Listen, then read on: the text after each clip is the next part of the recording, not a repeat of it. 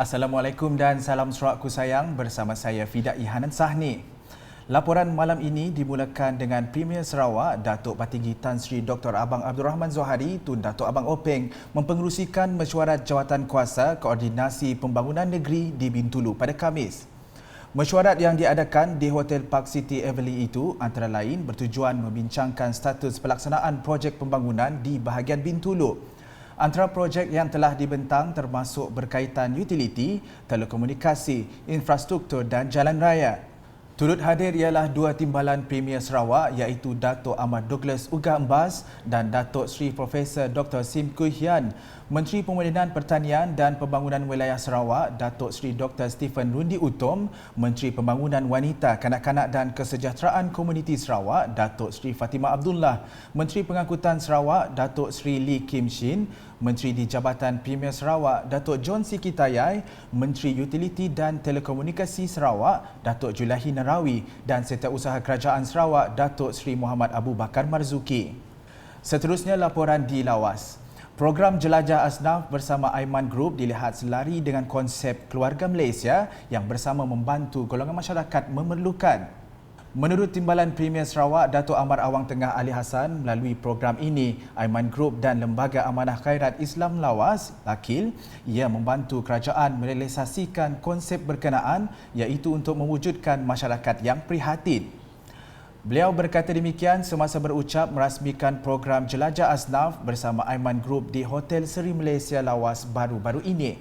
Dalam program itu, Datuk Amar Awang Tengah yang juga Ahli Dewan Undangan Negeri Adun Bukit Sari menyampaikan sumbangan berupa makanan dan barangan keperluan daripada Aiman Group kepada 100 asnaf terpilih. Beliau turut menyampaikan grant projek kecil luar bandar MRP serta pakej pengurusan jenazah kepada semua pengerusi masjid di daerah Lawas. Di Miri, seramai 26 pelajar Sekolah Menengah Kebangsaan SMK Pujut yang cemerlang dalam peperiksaan Sijil Pelajaran Malaysia SPM bagi tahun 2021 menerima insentif pada Isnin.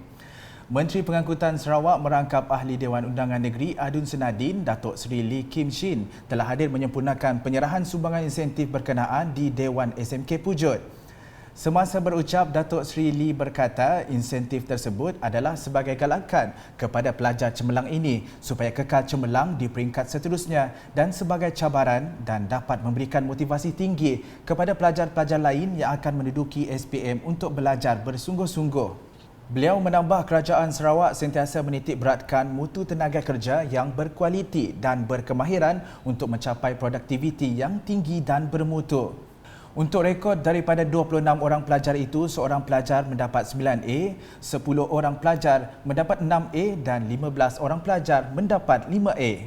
Selanjutnya, konsep keluarga Malaysia adalah satu simbol kebersamaan yang inklusif dalam menghadapi krisis akibat daripada pandemik COVID-19.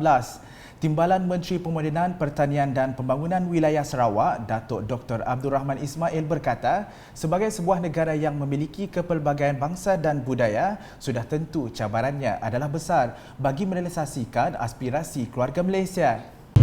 Oleh sebab itu, negara kita memerlukan semua warga negara yang terdiri daripada berbilang bangsa, keturunan, agama, budaya, warna kulit, latar belakang akademik dan sebagainya menjalankan peranan masing-masing dalam menjayakan aspirasi ini. Demikian menurutnya semasa berucap mewakili Timbalan Premier Sarawak Datuk Amar Awang Tengah Ali Hassan dalam Majlis Penangguhan Tilawah Al-Quran peringkat bahagian Limbang 1444 Hijrah 2022 Masihi di Dewan Kampung Bungaraya Limbang pada Selasa.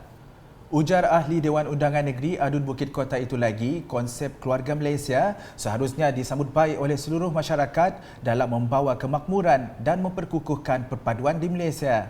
Sebagai negara yang mempunyai kepelbagaian dari segi kaum, bangsa, budaya, bahasa dan agama, variasi ini boleh menjadi satu cabaran kepada negara dan negeri kita sekiranya perpaduan dan persepahaman antara warganya tidak diperkukuhkan.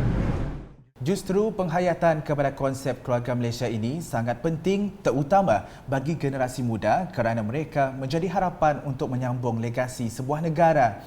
Pada majlis itu, Muhammad Wardi Nordin dari Limbang dan Eza Nurumaiza Japaruddin dari daerah kecil Sundar Lawas telah diumumkan sebagai juara bagi kategori Qari dan Qariah dengan masing-masing membawa pulang hadiah wang tunai RM2,500 beserta piala dan sijil penyertaan.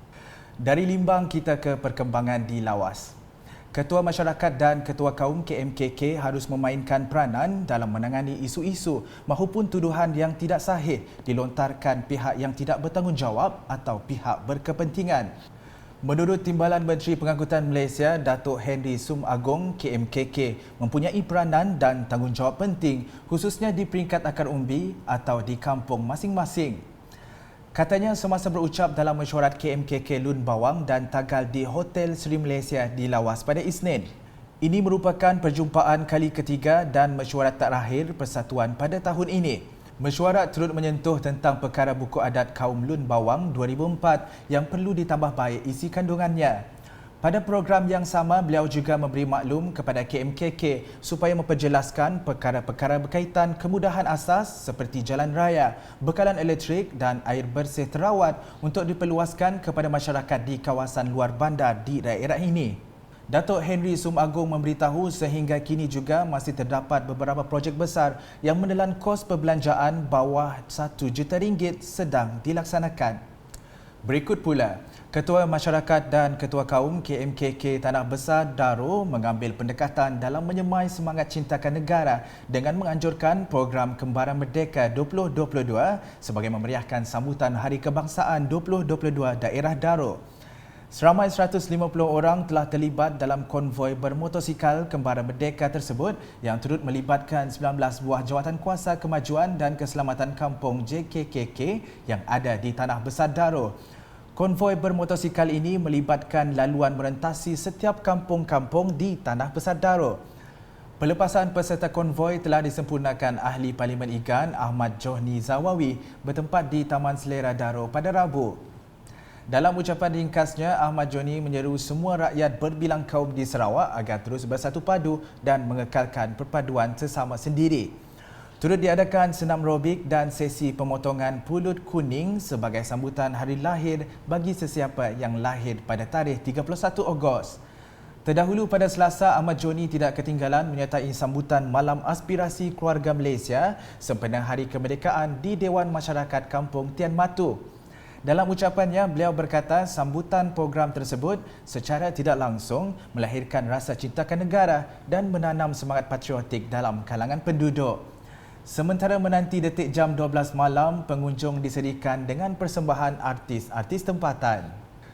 Di Bintulu, sambutan Hari Kebangsaan Malaysia pada tahun ini bertemakan Keluarga Malaysia Teguh Bersama harus disemarakkan dan dihayati masyarakat dalam usaha membawa kesejahteraan kepada hidup rakyat ketika menghadapi cabaran ekonomi global.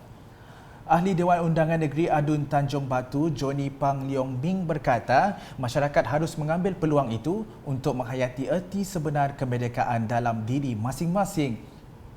Beliau berkata demikian semasa sambutan Ambang Merdeka 2022 sempena perayaan Hari Kebangsaan ke-65 di Dewan Muktamar Kampung Jabai Bintulu pada Selasa. Sambutan berkenaan berlangsung meriah dengan penganjuran pelbagai aktiviti seperti pertandingan lagu patriotik, persembahan puisi dan kuis kemerdekaan. Pada majlis itu, beliau turut merasmikan bilik mesyuarat baru Kampung Jabai yang akan digunakan penduduk untuk menjalankan lebih banyak aktiviti untuk kebajikan komuniti. Masih mengenai sambutan Hari Kebangsaan dengan Semarak Merdeka di Kampung Mang 2022 diraikan dengan penuh semangat patriotik dalam kalangan penduduk setempat.